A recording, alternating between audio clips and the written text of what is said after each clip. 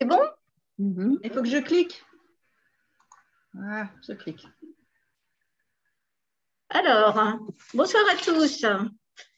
Merci de participer à cette nouvelle visioconférence du Club d'Histoire.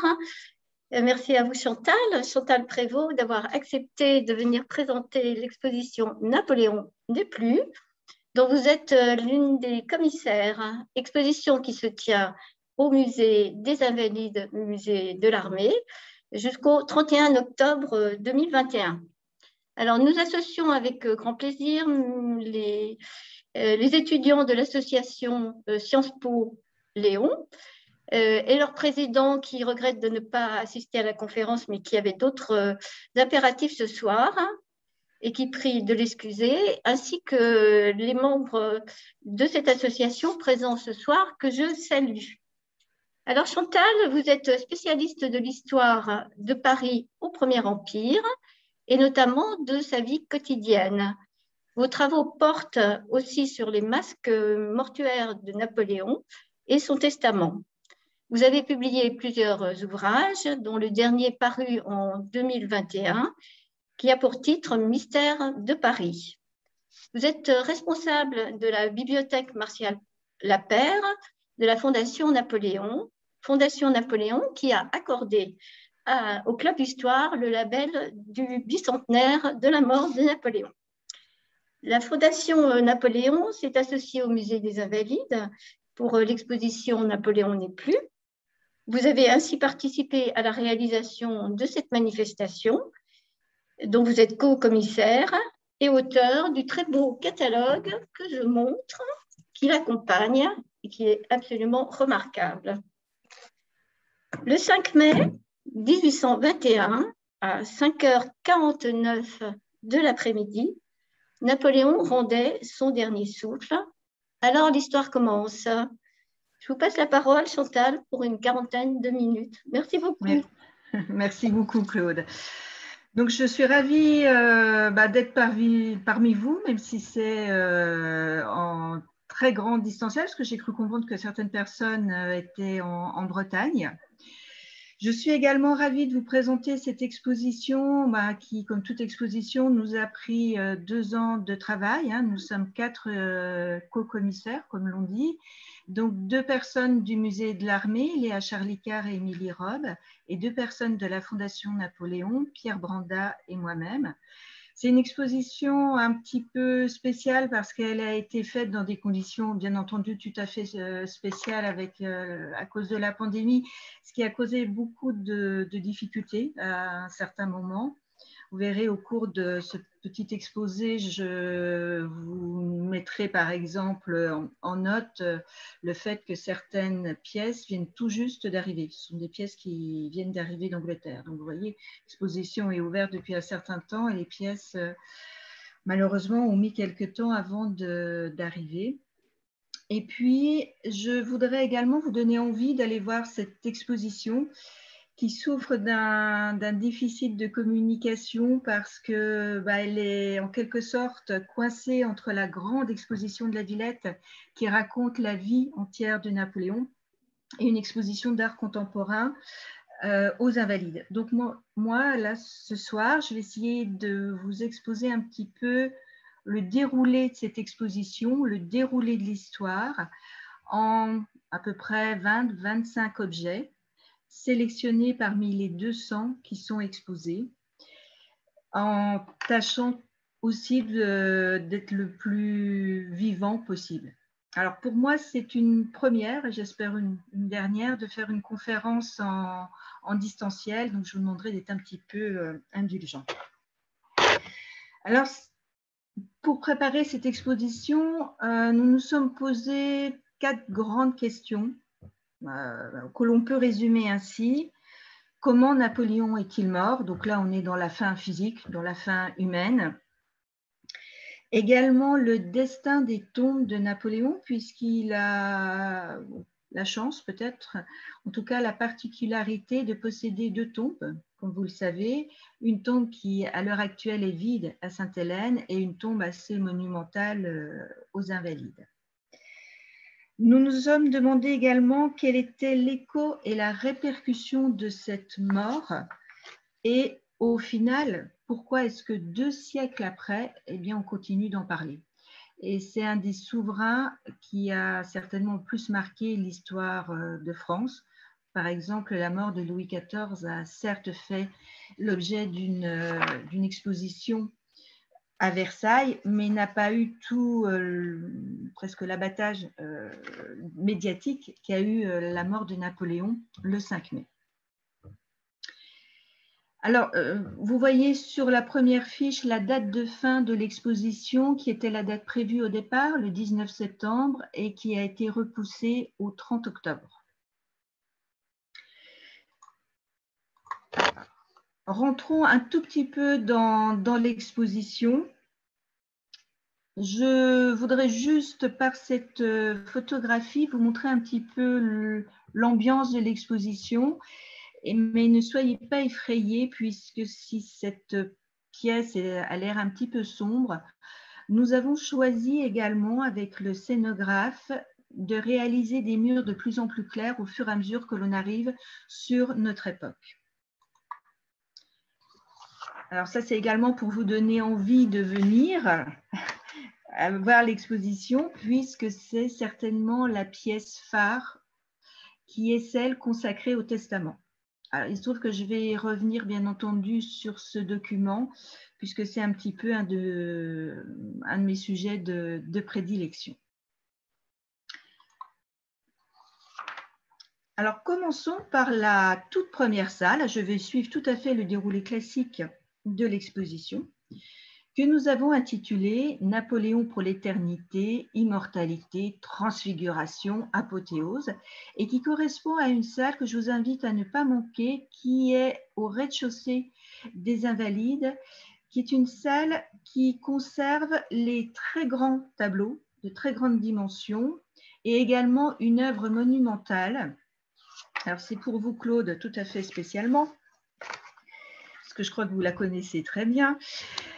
Alors, c'est une œuvre, quand je dis monumentale, elle fait un peu plus de 2 mètres sur 2 mètres. Hein. C'est un plâtre qui date de 1846-47, 46, oui. Et qui est très, très caractéristique de la seconde phase, en quelque sorte, de la mort de Napoléon, lorsqu'on rentre pleinement dans la légende dorée et où l'on voit cet homme que l'on reconnaît parfaitement parce que il porte l'uniforme du colonel de la garde impériale, un colonel des chasseurs à cheval de la garde impériale. Il est recouvert, est-ce d'un linceul, est-ce d'une cape, on ne sait pas très bien, mais en quelque sorte, il ressuscite, hein, littéralement. Et on aperçoit par exemple que sur le socle, il y a un aigle, certes foudroyé, il y a certes des chaînes qui pendent, mais l'empereur, le soldat, le petit caporal, le vainqueur, il porte une couronne de laurier, va au-delà de cette mort et est en quelque sorte transfiguré pour devenir immortel. Et c'est peut-être là une grande victoire de Napoléon qui, comme beaucoup d'êtres humains, a toujours voulu être dans la postérité et qui, on va le voir, jusqu'au bout, quasiment jusqu'au dernier restant de sa mort, va tenter de surveiller, de contenir, de maintenir sa vie jusqu'au bout pour écrire ce qu'il va être son avenir après. Et on peut dire que ça a un petit peu fonctionné puisque nous sommes là en train d'en discuter. Donc, nous allons quitter cette salle. Hein. On ne va pas passer en revue toutes les œuvres parce qu'on y passerait beaucoup plus qu'1 heure pour monter dans l'étage et commencer par une salle que l'on a intitulée tout à fait sobrement « Mourir » et qui commence de façon symbolique avec cette pendule qui était dans le salon de Longwood et qui a été arrêtée selon la tradition à l'heure de la mort, donc 5h49 du soir. Et on peut imaginer que cette pendule, qui n'avait rien d'extraordinaire, hein, Napoléon était entouré d'objets relativement modestes dans son exil.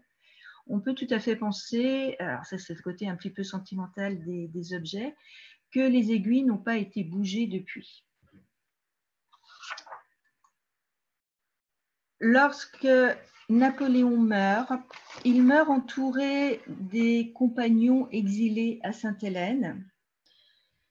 Il meurt donc, on va dire presque en famille. Bon, il n'a pas bien sûr sa femme, son fils autour de lui, mais il a des hommes et quelques femmes qui sont restés à ses côtés depuis les 6 ans de bannissement.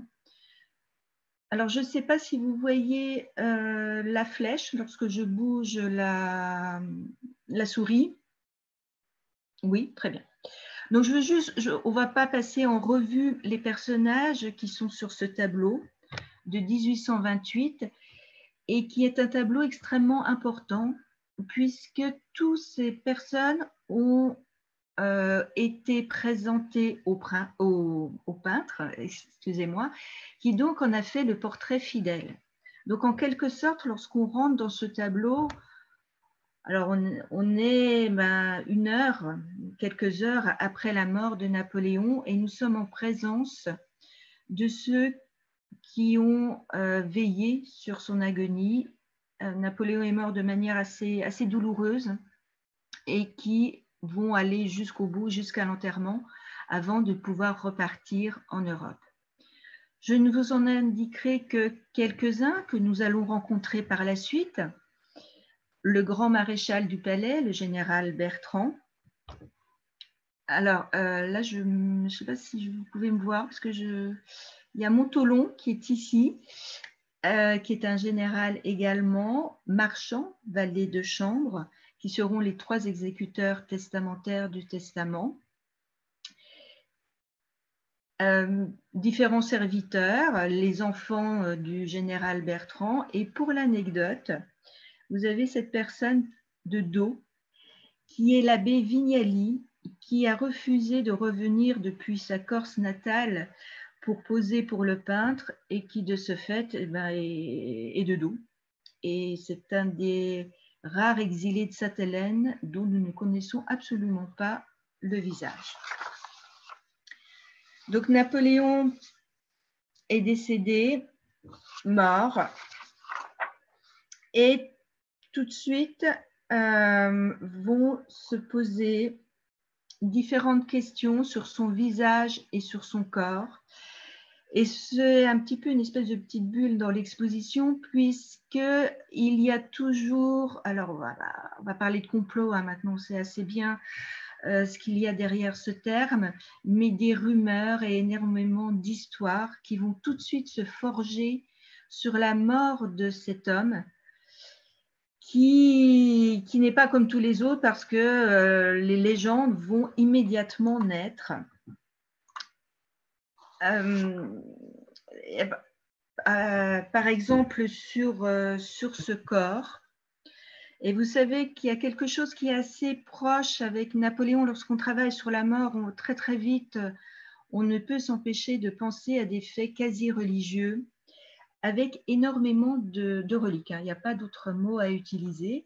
Et vous avez là, par exemple, donc des objets toujours présents dans l'exposition, un petit reliquaire que vous voyez très joli, tout doré, etc., qui a appartenu à un des domestiques, Coursault, et qui contient, alors j'ai essayé d'agrandir un petit peu, qui contient à la fois des cheveux de Napoléon, alors ça, il y en a des tonnes des cheveux de Napoléon, c'est à croire qu'il avait une tignasse de lion, mais beaucoup plus rare, un petit bout de cartilage, parce que lors de l'autopsie, le médecin français, Antomarchi, va prélever, à l'insu des Anglais, un bout de côte, je crois. Et ce petit, alors c'est ce que vous voyez, ça se voit pas beaucoup, ça, cette espèce de petite chose blanchâtre. C'est minuscule, hein, ça fait même pas 1 centimètre.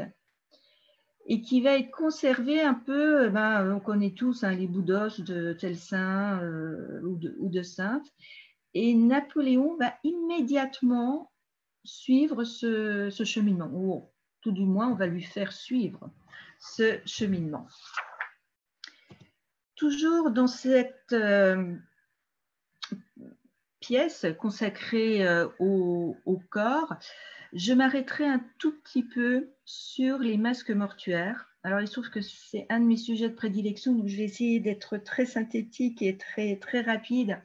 Je pense que vous avez entendu parler de ce qui est en fait un pseudo-mystère. Est-ce le vrai masque de Napoléon? Il y a différents types. Il y en a en plâtre, il y en a en bronze, il y en a en papier mâché, il y en a en cire. Voilà. Et tous ces masques, encore une fois, ont une qualité de relique parce qu'ils ont couché la peau de Napoléon, ont une qualité également visuelle. J'enfonce une porte ouverte, mais il n'y avait pas de photographie. Hein. Donc l'intérêt d'avoir des masques mortuaires à cette époque, c'était de conserver les traits du défunt.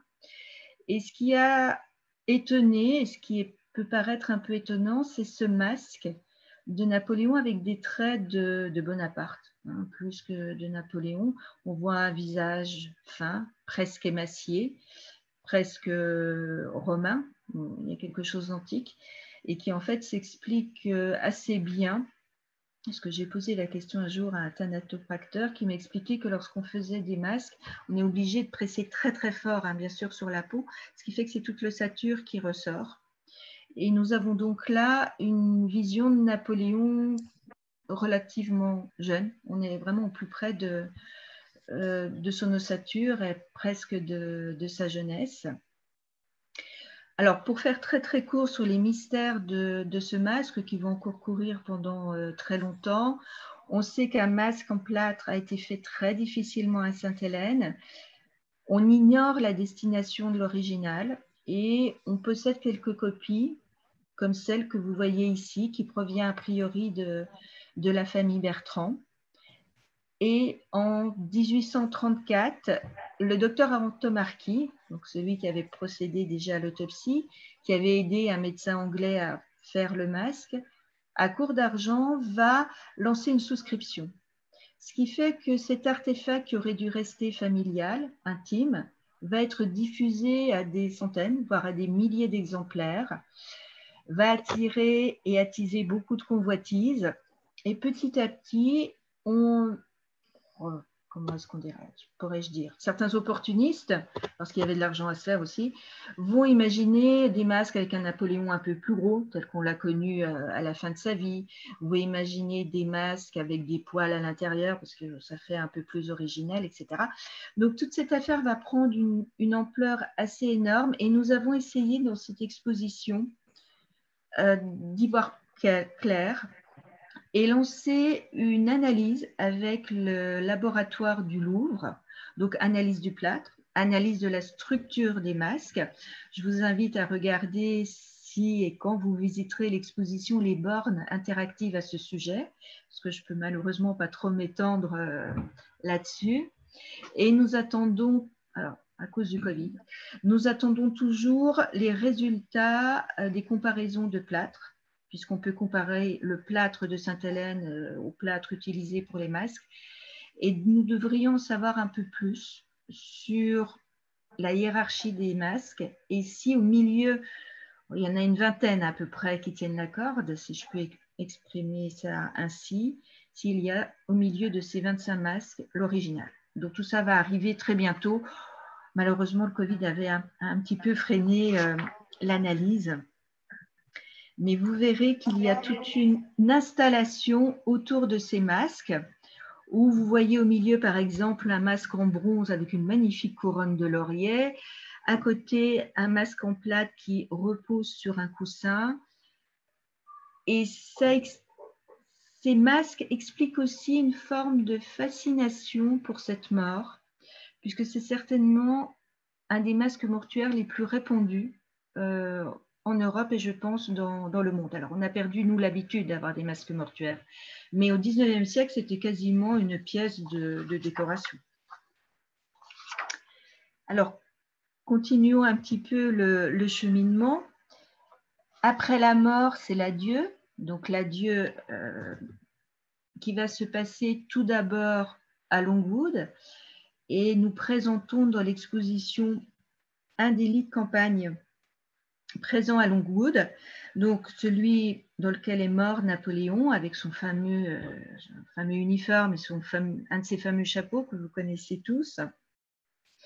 Et c'est devant ce lit extrêmement modeste, hein, le lit d'un militaire, que le 6 janvier au matin et l'après-midi ont défilé quasiment toute la troupe anglaise qui gardait Napoléon à Sainte-Hélène, gouverneur en tête bien entendu, et tous les notables de l'île.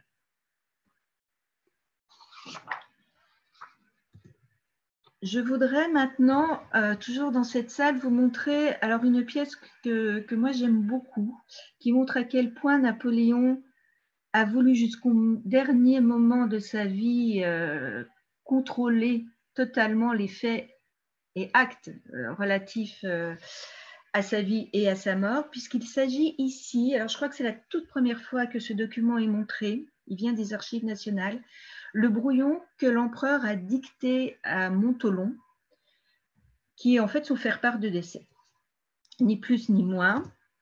Ah, pardon, excusez-moi, il faut que je... Voilà. Donc je vais essayer... J'aurais voulu faire un zoom dessus, mais je crois... Si, voilà. On va y arriver. Ah, pardon. Voilà. Donc, monsieur le gouverneur, l'empereur Napoléon est mort, et là vous voyez, en fait, il y a une espèce de, comment dire, de petit pointillé, est mort, c'est la date, donc bien entendu Napoléon ne pouvait pas connaître la date, à la suite d'une longue et pénible maladie. Et lorsque Napoléon meurt le 5 mai, Montholon reprendra ce brouillon et écrira une lettre tout à fait officielle au gouverneur en ajoutant bien entendu la date de sa mort. Voilà, hop.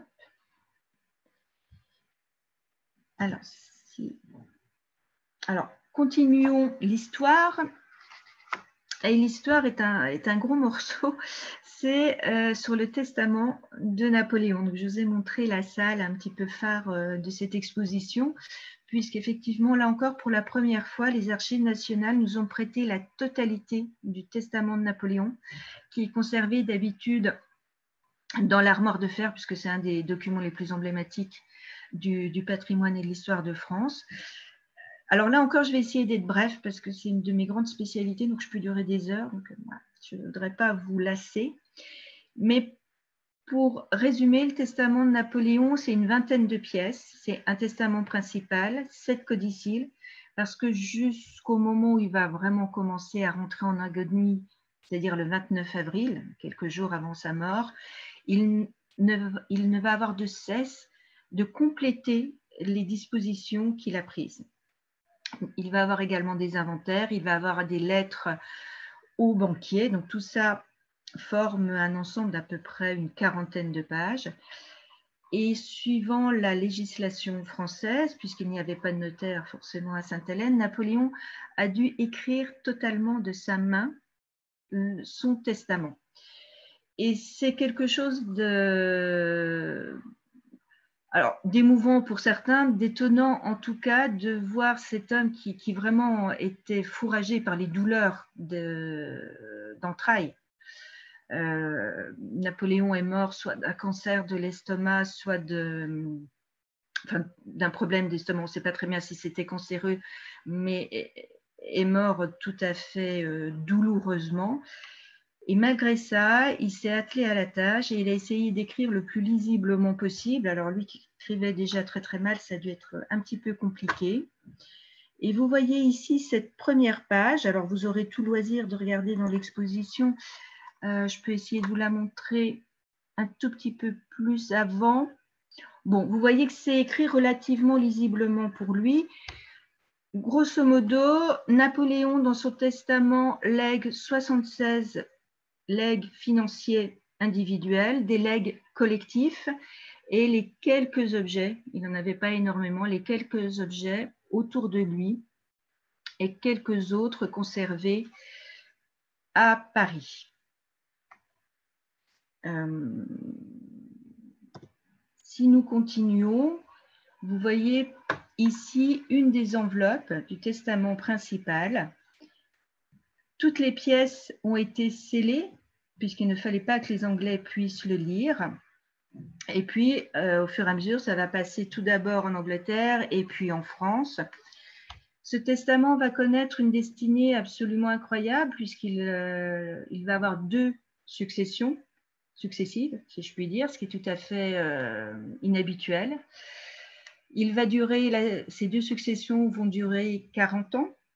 Et puis, il est en ça exceptionnel et qu'il présente à la fois des legs financiers, des legs matériels tout à fait classiques dans un testament, mais c'est également un souverain qui meurt. Donc, il y a également des paragraphes politiques. Ce qui explique d'ailleurs pourquoi il y a eu quelques difficultés pour exécuter le testament. Et pour terminer cette présentation assez brève, il y a eu également des difficultés financières. Alors ça, bon, c'est assez courant dans les testaments, puisque Napoléon avait estimé sa fortune à 211 millions, ce qui était énorme. Hein. C'était le tiers du budget de l'État à cette époque. Et en réalité, il n'avait que 4 millions en banque. Donc tout ça va créer, vous imaginez bien, beaucoup de difficultés.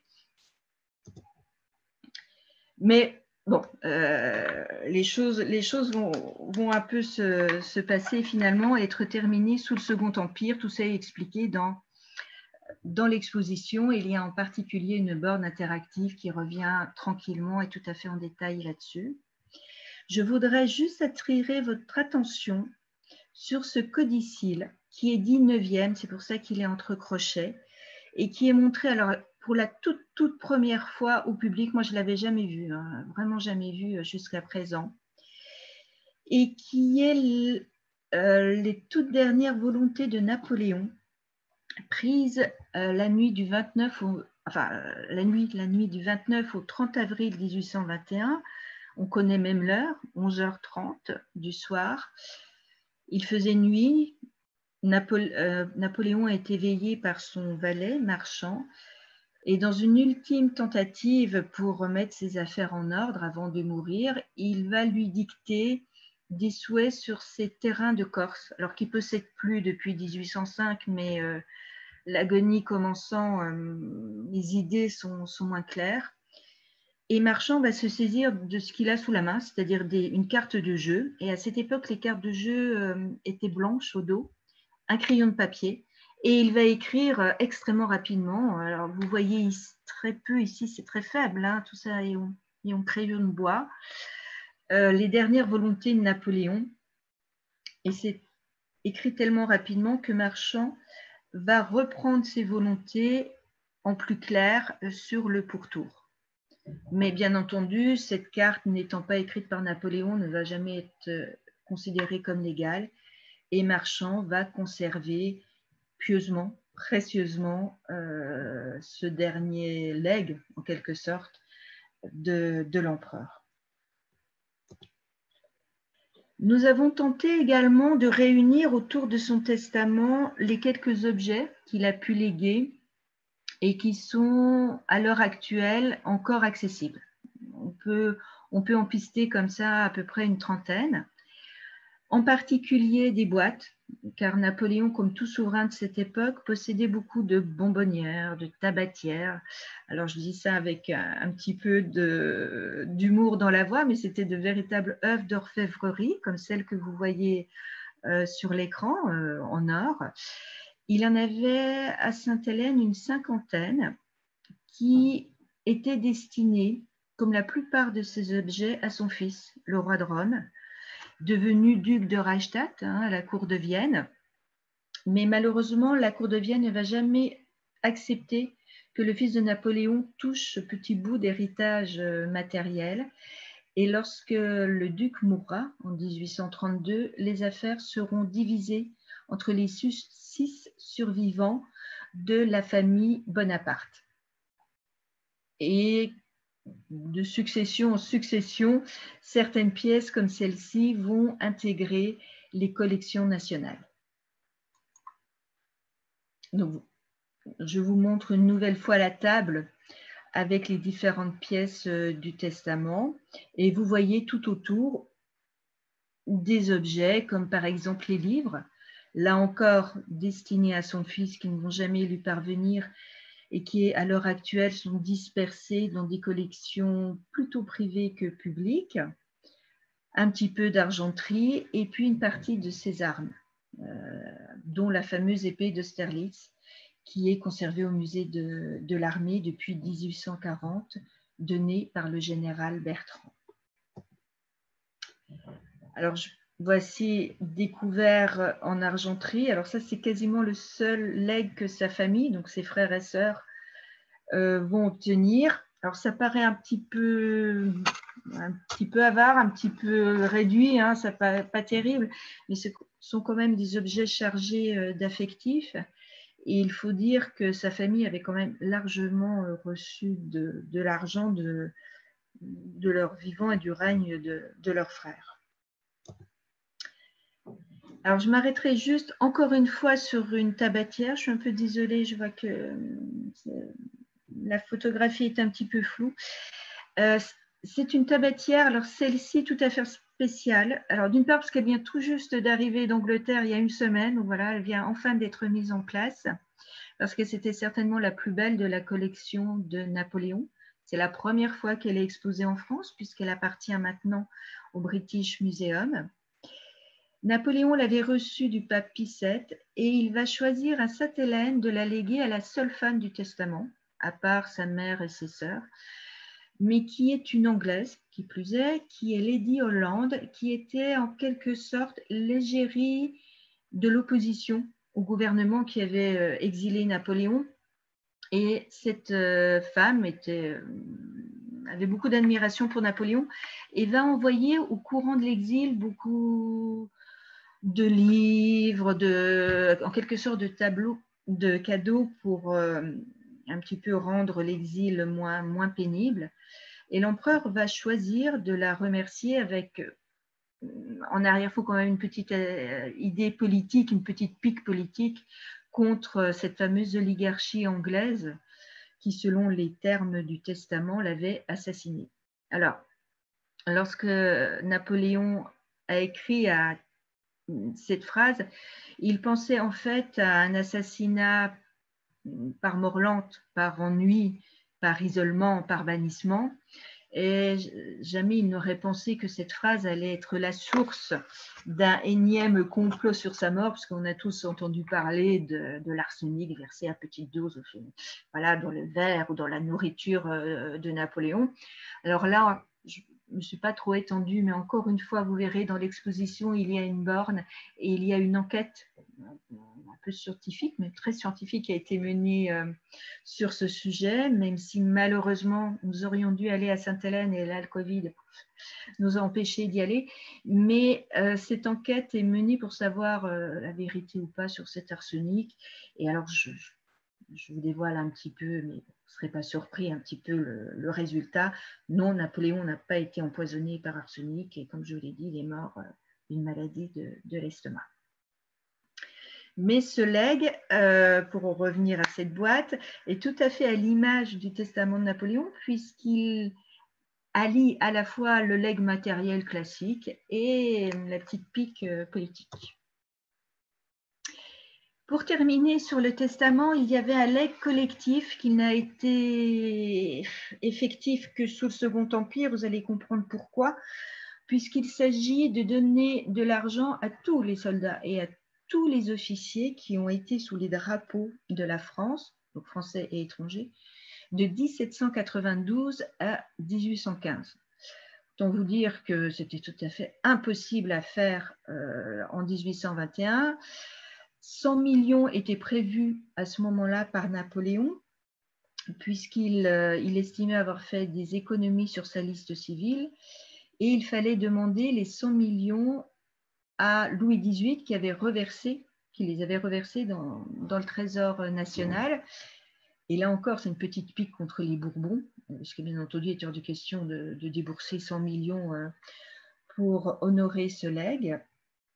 Et ce sera chose faite au Second Empire, lorsque Napoléon III à la fois par honneur familial et à la fois par forme de pragmatisme politique, on va dire, va décider d'honorer ce legs et bien, il va falloir savoir combien de survivants, on est en 1853, hein, combien de survivants de vétérans peuvent recevoir ce legs. Donc la grande machinerie administrative va être mise en place, les préfets, les maires, etc. Et parmi ces vétérans, donc vous voyez les quelques photographies, à peu près, on estime, parce que les archives ont brûlé malheureusement en 1870, que 7500 vétérans, les plus pauvres parmi les plus méritants, vont recevoir entre 100 et 500 francs. Ce qui était alors une somme relativement modeste, mais alors l'équivalent, on serait à peu près quand même à quelques milliers d'euros à l'heure actuelle. Donc symboliquement, c'était plus que symbolique, hein, c'était très important. Surtout pour des personnes qui étaient en grande difficulté matérielle. On estime, là encore, puisque les archives ont brûlé, qu'environ 300 à 400 000 personnes vont être recensées, donc vétérans. Et ce travail ne veut pas rester lettre morte et va donner lieu à la création, vous en avez certainement entendu parler, de la médaille de Sainte-Hélène. C'est comme ça qu'on se raccroche une nouvelle fois à la mort de Napoléon, qui est ici, qui est une médaille octroyée à tous les survivants sous le Second Empire. On en trouve très fréquemment si vous faites des brocantes, par exemple, ce genre de choses. C'est courant de pouvoir en acheter. C'est pas très cher et c'est relativement, enfin pour moi en tout cas, émouvant parce que derrière c'est toute une histoire de soldats, de vétérans, de personnes qui ont dû refaire leur vie après des années passées sous les drapeaux. Et c'est en quelque sorte la finalité, la touche finale du testament de Napoléon. Alors, nous partons maintenant un petit peu de cette mort physique pour entrer, c'est-à-dire dans une mort un petit peu plus théorique, presque mystique, oui, qui s'appelle la tombe et le fantôme, puisque vous savez que Napoléon, jusqu'en 1840, hein, jusqu'au retour des cendres, va être enterré dans un lieu, alors paraît-il absolument idyllique, à Sainte-Hélène, et qui va devenir mythique. Le corps est au loin de l'Europe, il est sous ses saules et c'est une façon d'être enterré extrêmement romantique. Et vous voyez là une représentation d'un artiste dit chinois, puisqu'il y avait des Chinois qui travaillaient à Sainte-Hélène et qu'une forme de tourisme, alors le terme est peut-être un peu trop fort, hein, mais une forme, on va dire, de pèlerinage, c'est plus exact, va se développer dès 1821 autour de cette tombe. Alors, c'est un tableau qui est en bas, en fait, parce qu'il est très grand, c'est un très grand format, qui est, personnellement, je trouve très, très impressionnant et qui résume en quelque sorte la fascination pour cette tombe lointaine qui était recouverte, vous le voyez ici, d'une simple dalle blanche, puisque les Français souhaitaient que le nom empereur Napoléon soit gravé sur la dalle. Les Anglais ont refusé, voulaient bien général Bonaparte, mais c'était tout. Et c'est ainsi que la dalle va rester totalement blanche, bercée par des saules pleureurs. Et l'artiste, en 1837, a choisi de surmonter ce mausolée des plus simples par alors c'est pas lui qui a inventé, c'est Horace Vernet qui a inventé cette troupe d'anciens militaires. Certains, alors il y a le maréchal Ney, il y a Kléber, et puis il y a d'autres militaires beaucoup plus anonymes qui sont là presque en transe autour de cette tombe. Alors avec le recul, ça peut nous sembler à nous un petit peu étrange, ce culte de l'empereur, mais il va être très très fort et très prenant tout au long du 19e siècle. D'autant plus qu'en 1840, Napoléon va en quelque sorte ressurgir dans l'actualité, est enterré une seconde fois à Paris. Donc ça correspond également à une phrase répétée 2 fois d'ailleurs dans son testament, qui est gravée aux portes de son tombeau aux Invalides, qui est « Je désire que mes cendres reposent sur les bords de la Seine, au milieu de ce peuple français que j'ai tant aimé ». C'est également pour Louis-Philippe, alors au pouvoir, une façon de réconcilier les Français et une façon également de s'imposer sur la scène internationale. Et c'est ainsi qu'en 1840, après bien des efforts, parce que le tombeau est profond, est bien scellé, on avait l'impression que les Anglais avaient vraiment peur que Napoléon ressuscite,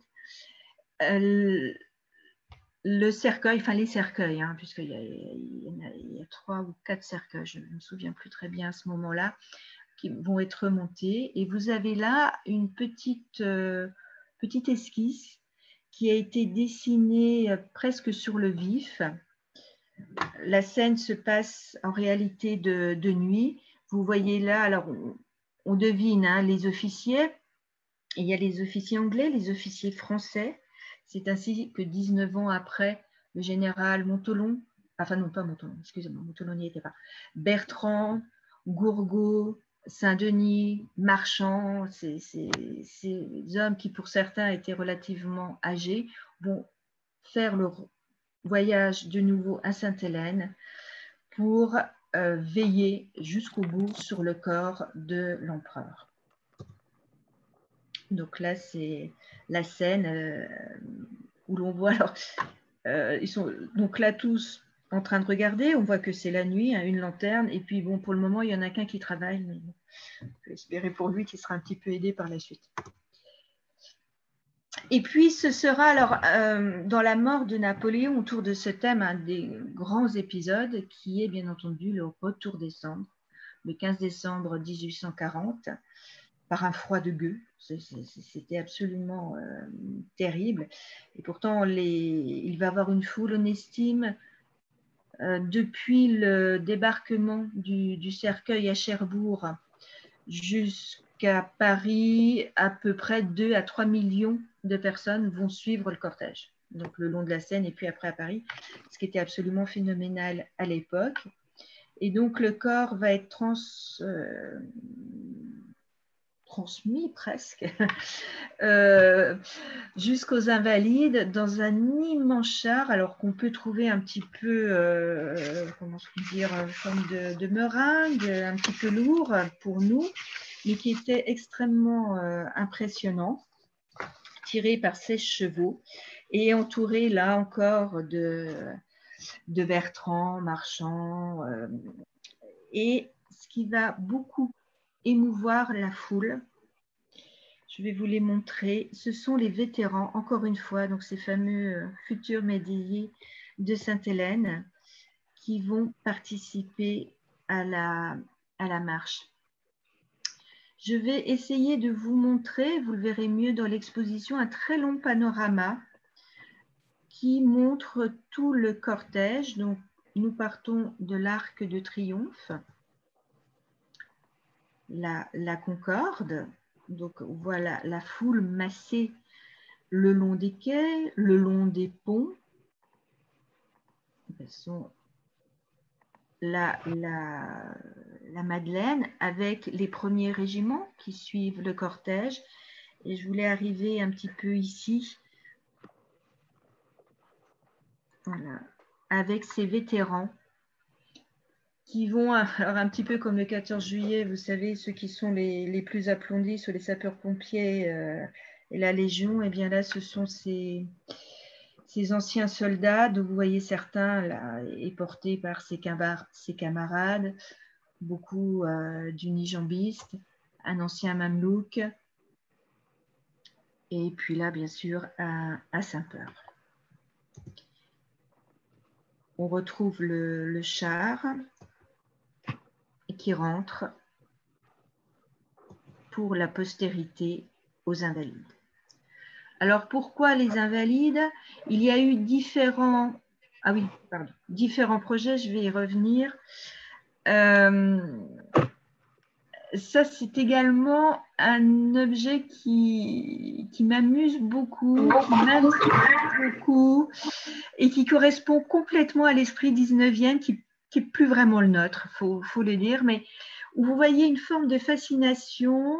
Alors, on hésite entre la maison de poupée, le reliquaire, puisque vous voyez ici, alors là, c'est des tas de petits bouts. Alors, il y a un bout de saule, il y a un bout du cercueil de Napoléon, alors un des cercueils extérieurs, hein, bien sûr. Et puis cette petite poupée qui est là au milieu, c'est absolument étonnant. Et vous en verrez d'autres. Hein. C'était une industrie assez florissante et tout à fait boostée, bien sûr, par le retour des cendres en 1840. Et ici, c'est une des pièces assez intéressantes de l'exposition que nous avons intitulée « Les clés du mystère ». Et ça encore, c'est montré pour la première fois dans cette exposition. Ce sont, vous pouvez lire les clés du sarcophage de l'empereur Napoléon, scellées. C'est-à-dire que depuis 1840, le retour des cendres, on n'a jamais ouvert le cercueil de Napoléon, hein, les scellés sont toujours là. Cette boîte est conservée tout à fait précieusement aux Invalides. Et pour savoir un petit peu ce qu'il y avait à l'intérieur, eh ben, tout simplement, on a fait passer une radio. Et ça s'intitule « Les clés du mystère » parce que si on comprend assez bien ces deux grandes clés, qui sont les clés du sarcophage proprement dites, il y a ici une petite clé qui en fait est au-dessus de la boîte qui sert à ouvrir la boîte, mais il y a cette clé-là. Et ben en fait, on ne sait pas très bien. Donc, soit il y a eu 2 serrures au cercueil, soit comme il y a plusieurs cercueils, on est dans un cercueil un peu plus proche du corps.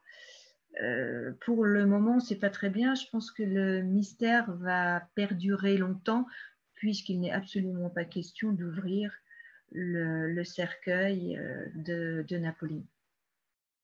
Même si certains aimeraient bien pour faire des tests ADN.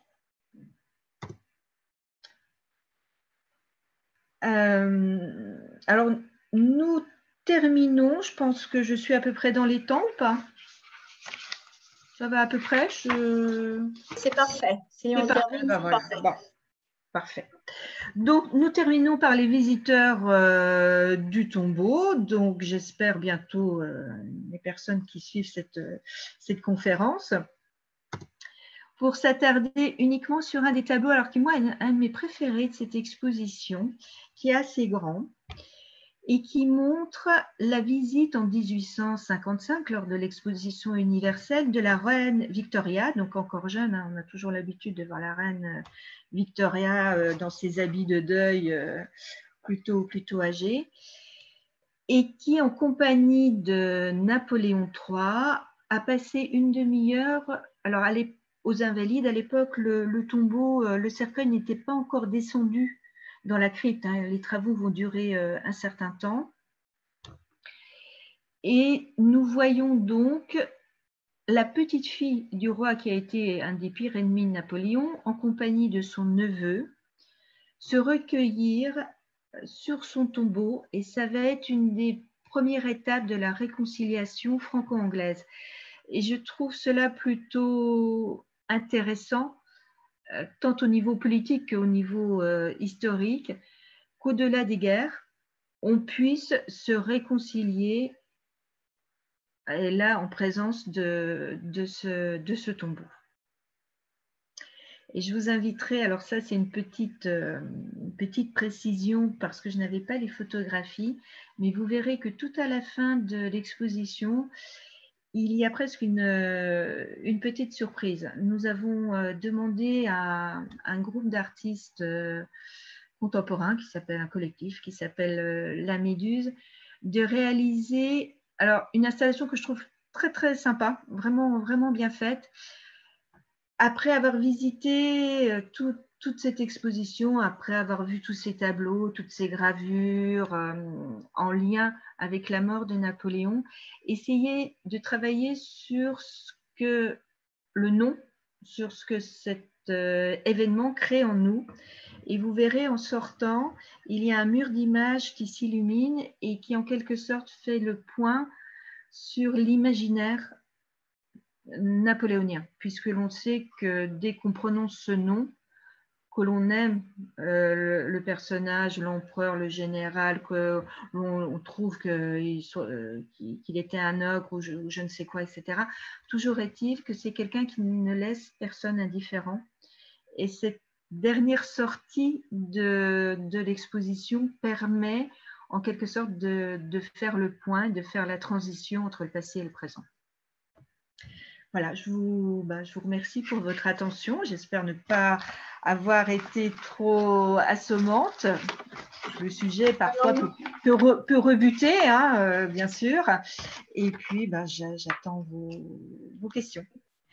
Merci beaucoup, Chantal. Merci pour cette passionnante présentation. Vous nous avez fait découvrir des objets, des documents, notamment ce fameux testament qui est conservé dans l'armoire de fer des Archives nationales, donc que personne ne peut voir. Tout cela, bien sûr, nous éclaire sur ce moment qui reste plein de mystères, de la mort de Napoléon, son rapport avec les Anglais, le retour des cendres, moment absolument essentiel et grandiose sous Louis-Philippe. Et en tout cas, ça nous éclaire aussi sur Napoléon, grand organisateur de sa vie, de son gouvernement, de sa politique, et qui là aussi, je suis très frappée, organise sa mort avec ce brouillon absolument étonnant, sans mettre la date, c'est absolument incroyable. Et j'aime bien votre conclusion, parce que c'est vrai que ce personnage qui peut être honni, détesté, aimé, ne laisse pas du tout indifférent. Et je trouve que dans tous ces objets présentés, on y retrouve cet imaginaire dont vous parliez. Alors, les questions sont via le chat. Je regarde si quelqu'un nous pose une question. Pas du tout. Donc, la parole est à vous. Qui veut commencer? Non? Vous avez tout. Il suffit maintenant d'aller voir l'exposition et surtout d'acheter le catalogue qui reprend l'essentiel de la présentation de Chantal et qui fait notamment des zooms sur des choses beaucoup moins connues, comme j'ai appris pour le lait de la bibliothèque de Napoléon. Il y avait eu un choix de 400 ouvrages. Il en avait environ 500, il en avait emmené environ 500 à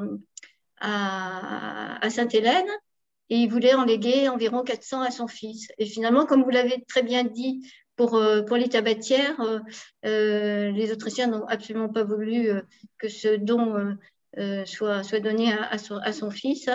Et ces ouvrages ne sont jamais arrivés. Donc, on découvre dans ce catalogue énormément comme ça de points qui sont très, très méconnus. Alors, Sylvaine nous dit, merci beaucoup, cela donne envie d'aller voir l'expo, en effet. Très bien. Très bien. Pas d'autres questions? On s'arrête là. On remercie Chantal. Oui? Bon. Clotilde, je crois que Marie-Emmanuelle a une question. Ah, alors merci de votre aide, Alessandra. Elle a levé la main, mais je ne sais pas si c'était volontaire. Marie-Emmanuelle, vous nous entendez? Justement, non, le son a été très, très mauvais pour moi. Oui, on t'entend très mal. Ouais. Je pense que vous avez une mauvaise connexion, Marie-Emmanuelle. Si ça vous est possible de poser votre question à l'écrit, ce sera plus simple. Alors, on vous remercie. Voilà, mais pas de questions à l'horizon.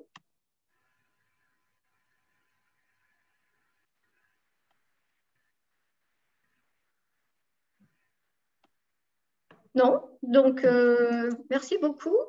Merci à Alessandra pour son aide. Et donc, on vous souhaite un très bel été, puisque l'activité du Club Histoire et des Sciences Po Alumni aussi s'arrête avec l'été qui arrive. Et on espère vous retrouver à la fois en présentiel, comme on dit maintenant, Oui. et via Zoom aussi en septembre, octobre. Et on annonce, oui, qu'on a un projet pour 2022 autour de l'histoire de l'école, puisque en 1872, Sciences Po est né grâce à Émile Boutny, qui a décidé qu'il fallait une école remarquable pour les jeunes français, et tout a commencé à ce moment-là aussi. Donc, c'est un projet qu'on va porter avec Alessandra et Bernard Elgood et l'école. Voilà. Merci beaucoup, Chantal. Merci à vous.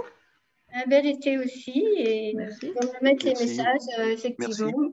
Merci beaucoup pour cette conférence. Merci à vous. À bientôt à tous. Au revoir. Au revoir. Merci beaucoup. Merci, au revoir. Au revoir.